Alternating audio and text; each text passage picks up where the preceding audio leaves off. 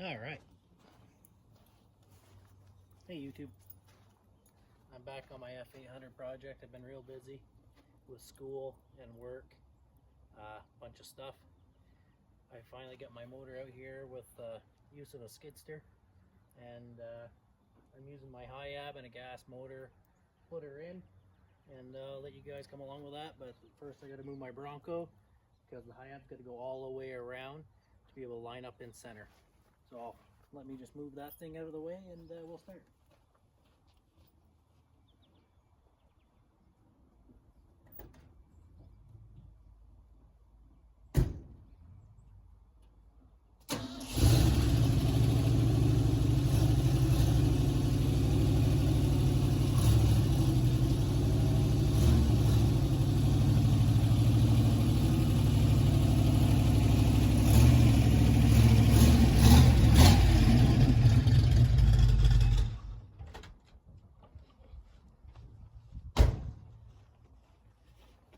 Alright, that baby's out of the way. I'm going to fire up my gas motor. We'll use the high ab. I've got the motor mounts made here for the front. I just got to get the engine in place so we know what to build for the rear. Alright, here we go.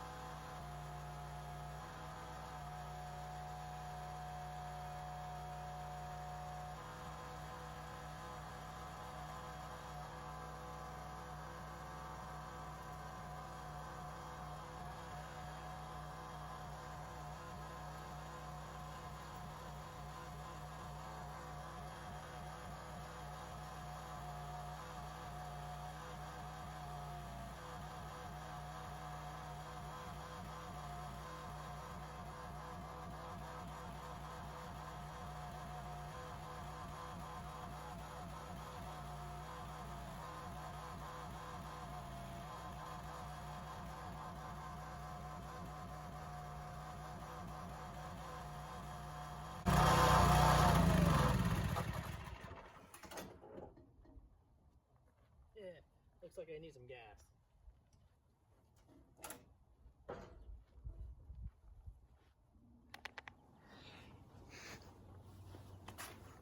Okay, got gas now. We'll fire it back up. We'll try and get that baby in place.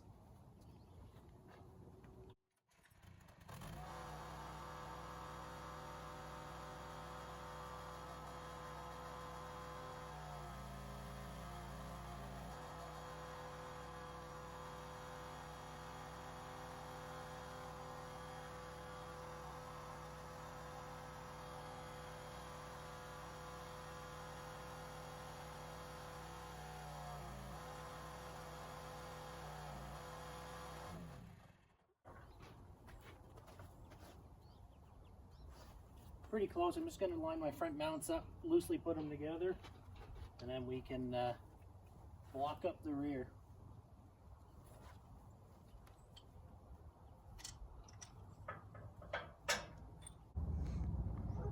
Okay, I got it sitting in there. My phone cut off. I'll have to see when. because I'm using my phone to tape this. I ran out of storage. What do you know? So I noticed you have to do some modifying. These are my mounts. I'm using steel plates on top and bottom because of the old holes, because this had a Cummins in it, and this is a Ford F-800 chassis, and I'm putting a International DT466 in. We're touching here, so I'm going to cut out this cross member, flip it around so it dishes down, and weld it back in. Same as here. This is where a coolant line comes out. I'm going to have to cut this cross member, curve it down, and I'll weld it back in. So when I get that done, I'll have to show you guys that. So I got the steel plates on the top, and I got steel plates that are going to go on the bottom to cover up the holes. And then once these are in place where I want them, I'll probably weld them so they'll never move anyway. And the motor mounts will be holding. The back engine mounts, yep, that is a P-pump. They had those for a few years. The rear mounts, these are from the Cummins. They're still good, except I don't have the saddles that go to hold it. So I'm gonna take and make my plates, and I have pipe to fit that, good thick pipe. I'll make my own saddles and bolt them together in the bottom. So that's another thing. And I also want this engine to sit as low as possible in this chassis, because my F-800 doesn't have a lot of room between the frame and the top of the firewall. That's my bin truck. It's a business I'm starting. If you're anywhere in the south of Calgary, Okotoks to Nanton area, I have a 10-yard bin for rent. The company's called Pitch It. I'm here in Nanton. Anyhow, back to this. And I want it to sit as low as I can in the chassis. I might even lower it a touch more for when I bolt it all together, because I need the transmission I decided to go with. This is a Eaton Fuller FRO 10-speed transmission. I just purchased my bell housing. I got it from a guy from Saskatchewan. I got an SAE2 bell housing to go to this engine. This is a 2-inch shaft. I can change it with the install kit for the clutch to 1 3/4 if I have to. And I do have the rear yoke to go to it to put a 1710 U-joint, which this truck uses.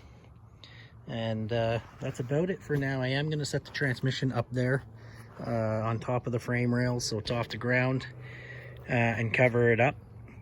This stuff's all been in my garage for about almost a year, until I found this truck finally, this frame, start putting it together. And I'm still looking for a twin disc clutch for a flat style flywheel, 14-inch. It's too bad I did get a Spicer one. I'll show it to you. I grabbed the Spicer clutch off Kijiji from a guy, brand new. It's out of the box, 14-inch 2-spline.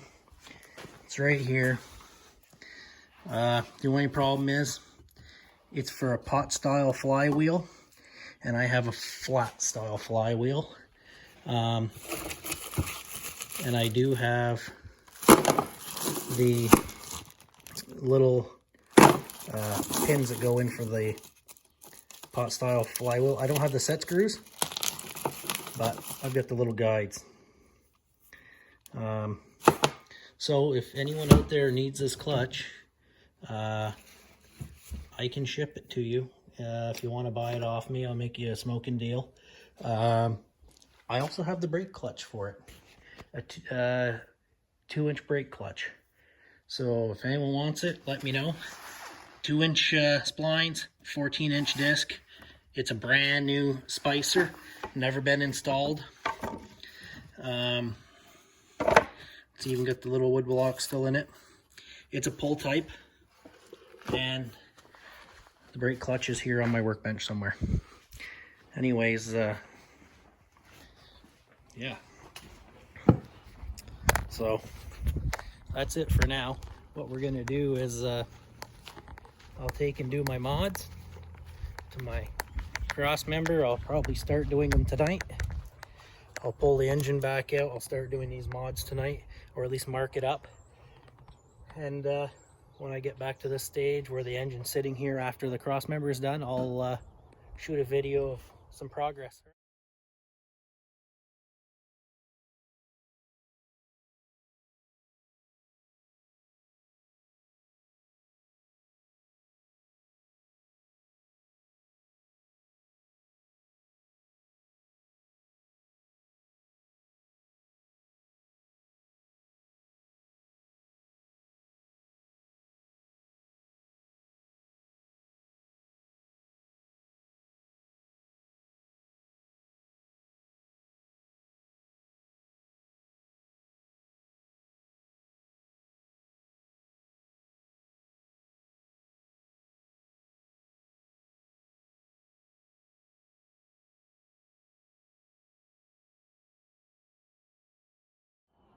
All right, bit of an update on my F-800. I got the mounts done, cross members taken out to clear everything, and I made rear engine mounts, saddle mounts to go where the original spots were from when I had a Cummins. And I've got a bell housing now, but I still need a clutch and a few things to put the transmission in. But motor's bolted in, including the starter sitting there and everything. Fits good.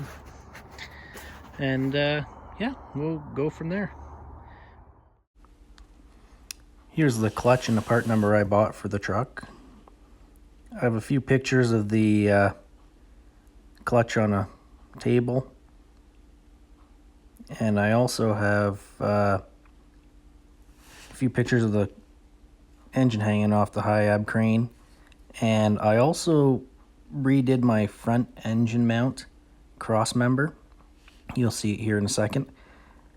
It's just so I could move my engine forward to make a little more room, so I didn't have to cut as much firewall out of my cab because it is a long engine. And after a little slide here, I will add another video that I did afterwards.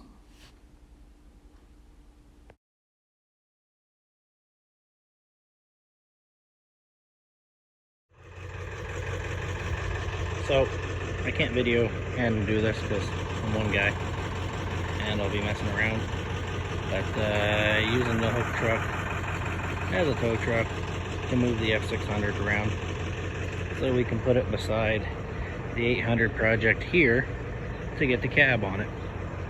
Let's see how long this is going to take me. So here's some photos, a little slide I made. First one of me taking the old cab off and disconnecting the steering and brake lines. And then a few of it on the high ab hanging. And like I mentioned when my video coming up, it went really smooth. It worked out pretty good. I will be putting this cab on and off a bunch of times. And it's quite tall. But we're in Alberta and we like big trucks. There is another little short video after this couple slides here. Alright, so I couldn't videotape it and do it at the same time because I used my phone.